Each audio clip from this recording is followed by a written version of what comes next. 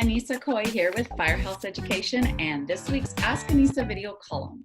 And this week I got a very lengthy email full of several questions and actually asking my and Michelle Blevins, the editor of R&R Magazine's opinion on a very difficult situation.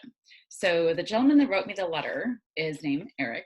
First off, I want to thank you very much, Eric, for sending me in the email, because I know that probably wasn't really easy to do necessarily, but I really feel like it's kind of a lengthy email, but I really want you guys to stick with me here and let me read it to you and go over it, because this is a situation that I actually hear about a lot in our industry. And I think it's one that's very painful and can easily be avoided if you know the right steps to take. So let me read you Eric's email. So Eric said, Annissa and Michelle, I enjoy R&R and am appreciative of the contributions that you both make to the magazine and to the industry in general. I am not a full-on pro who earns a living in this industry, but I have some experience, knowledge, and I own a lot of equipment. I read R&R cover to cover each month. Thank you for that, Eric. I recently had a terrible experience with a Midwestern company that I hired to check out 2 pair of recording studio monitor loudspeakers. These are cream of the crop devices, with the 2 pair being worth nearly $10,000. They've been in a moldy environment, and though they didn't show obvious signs of mold, I didn't want to put them back in a known clean environment. So I thought that I'd have this company go through them for me. I have attended industry events at this company. I know one of the principals well, and I've had a full tour of their facilities, which keep expanding and now take up about a city block. They obviously make a lot of money and are quite busy doing what they do, so I assumed that they knew what they were doing and that I could entrust my valuable electronics to them. Well, but what ensued was a nightmare. They obviously had an inexperienced person working on my devices, as he caused major damage in multiple ways. He used a screwdriver to pry off the woofers. He taking chunks out of the face of the oak baffles. A woofer dust cap was entirely pushed in. The vinyl cladding of 2 of the 4 loudspeaker baffles were peeling off in such a way as to appear as if they had been soaked in a liquid.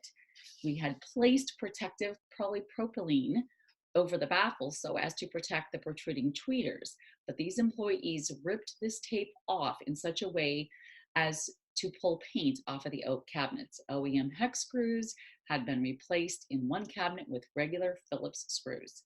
The woofers surrounds were ruined and more, and that's without even looking inside the 4 cabinets. The tweeters of these monitors protruded from the plane of the baffle and are ruined if their dust caps get pushed in.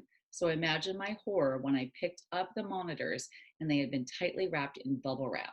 Oh no, I thought, those tweeters are going to be pushed in and ruined, and luckily and unbelievably, they were not, but only by chance. Luckily, the 2 that I've checked out so far do pass audio, even though the woofers are trashed and need to be reconed. This is not as easy as it sounds, as the monitors, which many consider the best in the world, are highly tuned to the factory, and replacing or modifying parts throws everything off the specs, and the factory charges 4 figures to recalibrate them. I took photos of all the damages and sent them to the company along with a business-like letter. They ultimately accepted responsibility for some of the damages, but offered no accommodation or apology. None. For ruining a pair of $8,000 active loudspeakers that are rare and not even being made anymore, as well as a lesser but highly prized pair that were in pristine condition before being taken to this company. My 4 monitors are now absolutely trashed, and their value is basically nil. I can share these photos with you, which he did. Eric sent me the photos, and I appreciated that. Having read Michelle's recent article, I want to work there, and having so many of Annissa's videos that I have watched, which exude a quality mindset, I felt compelled to write to the both of you. We paid their bill both to keep the peace and to make them feel that, but I wonder what you would both suggest should be or should have been done. A claim against their insurance would be logical, but my 20-plus-year employee did not take photos of the devices before dropping them off at the business. So I'm afraid it would just turn into a peeing contest and a waste of time. As I mentioned at the top of this letter, I own a lot of pro equipment, including an Odorox machine. In hindsight, I wish I had just wiped them down with botanical, which would have been a really good idea in hindsight, and put them in a room with the Odorox and an air mover and my HEPA 500 air scrubber and called it good. But instead, to paraphrase Belushi's character in Animal House, I messed up. I trusted this company to do me right, and they did me oh so wrong. I can only wonder what they're doing to others people's property. Thank you so much for listening, for weighing in if appropriate, and for all that you do to raise the level of quality in the industry. Sincerely, Eric. Okay, I told you that was a long email, but I really appreciate you hanging in there and listening. I felt it was really important to read all of this to you. This is not the first time I've ever gotten an email like this. I actually hear stories like this often. So first off, Eric, I'm super sorry for what you're going through. And it's really frustrating to me, and it's very upsetting that somebody in our industry would ever do things like that and not keep that bar high and just handle something that they don't know how to handle. Listen, the first thing I want to say here is there are times I call specialists in. There are times that I will call someone in. I use a lot of taxidermists.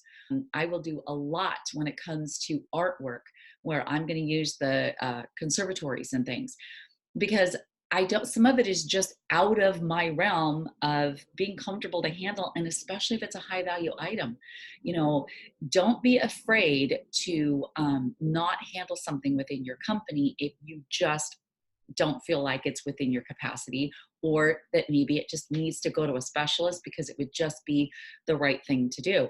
So first off, if somebody's approaching you and your company to handle a high value item like this, make sure you know exactly how to handle it and make sure that these kind of items are well documented. So there are so many things here. First off, and Eric, please don't, I know I sent you a big email back already talking to you about this, so don't take this as I'm beating you up, but I'm just going to be real honest with you. Both companies here made huge mistakes by not photographing.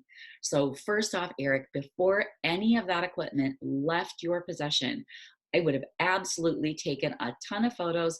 In fact, if it's that high value, I would have done a video. I would have done a video of every aspect of that item and knowing exactly what kind of condition it was in, noting anything prior damages if it was there, indeed there. That would have been huge for you to be able to take back to that company once you got those items back and saw the condition they were in. The other thing is that company that you took it to, they messed up because they should have done the same thing. If I got a pair of speakers in or anything that was $10,000 in value that someone's asking me to handle for them, I'm going to take a video the second that gets put in my possession. In fact, one thing that I did at one point was I had a lady that brought some jewelry she wanted me to clean, and it was very several pieces or 10 grand a piece, just the single pieces. So there's probably $100,000 worth of jewelry there, and I videotaped everything. In fact, before she left and took everything out, I inventoried it via video while she was standing there. I made her stand there and acknowledge on film each of these pieces that I got. Okay. So that company didn't protect themselves by doing a video or photographs either. So both companies made a mistake there. The other thing is that I do want to commend you, Eric, for taking photographs afterward. Obviously, that's very important. Another thing, if you're going to go use a specialty contractor to do something like that for you, you have got to vet them. You have got to check them out. Please, please don't ever assume anything. I know companies that do millions of dollars a year, and I wouldn't trust them to handle bricks in my backyard, okay, let alone my precious belongings in my home. So that unfortunately doesn't really guarantee anything. What you need to do is vet them out. Go look at their testimonials, look at their reviews. What do the last 10 clients say about them that they handle restoration jobs for? In this industry, this is not a huge industry, guys. It's like our backyard's kind of small here when we're talking about contractors. So if you want to go use a contractor to do something specially for you, ask other contractors. Who else has used them? Who has maybe taken items to them, and who would they recommend that you do the same? So it's so important for you to vet these specialty contractors out. I don't care who they are. And I don't care if they are driving $60,000 Mercedes Sprinter vans in their vehicle, in their rigs, and I mean, for their company, and then they've got this huge office and you just see them everywhere. You think, oh, well, they're big, they must be making money. It's because they're making money doesn't mean they're doing good. Okay. Walmart makes a whole lot of money, and I don't consider Walmart a very good customer service place. Okay. So, anyway, if anybody's watching, I'm not like totally dissing Walmart here on this video. But anyway, you get my point. All right. So, check them out and vet them. The other thing is educate yourself. Even if you aren't going to be the one and you're not going to handle those speakers, Eric, and you were going to sub them out to somebody, get online and educate yourself. Call the manufacturer. Find out what that manufacturer recommends for the handling and the packing and the moving and the cleaning process of this item, because you need to know whether or not this other company is going to even be doing what the manufacturer recommends. So here's a for instance. Check that out before you take it to that company. Then once you take these speakers or drop them off, ask them, how do you plan on handling these? Can you share with me a little bit of the process that you're going to use to handle these items? Because when they tell you the process, if it isn't what you now know that the manufacturer recommends, right there should be a red flag to you. And you may want to reconsider leaving that high priced item with that company to handle for you. Okay. So guys, I know this is a really long video, but I really feel passionate about this topic, and it's so important for us to have some of these systems in place about videotaping, photographing, checking out manufacturer recommendations when we're handling. And it's not just cleaning a product. Remember, Eric talked about how these speakers needed to be retuned. The other thing is, how does the manufacturer recommend transporting and moving and storing, especially when it comes to musical instruments like guitars? They need to be at a certain humidity level when they're in storage. So there's things like that to know and understand. So whatever you do, educate yourself so you're well aware of how these other companies should be treating your items. And please, please, please, if the only thing that you get from this video are these two things, I promise you will alleviate a lot of nightmares for you in this situation. One is take photographs before you leave your item and or video of the condition and any prior damages. And the second thing is be sure to vet out the company that you're using. All right.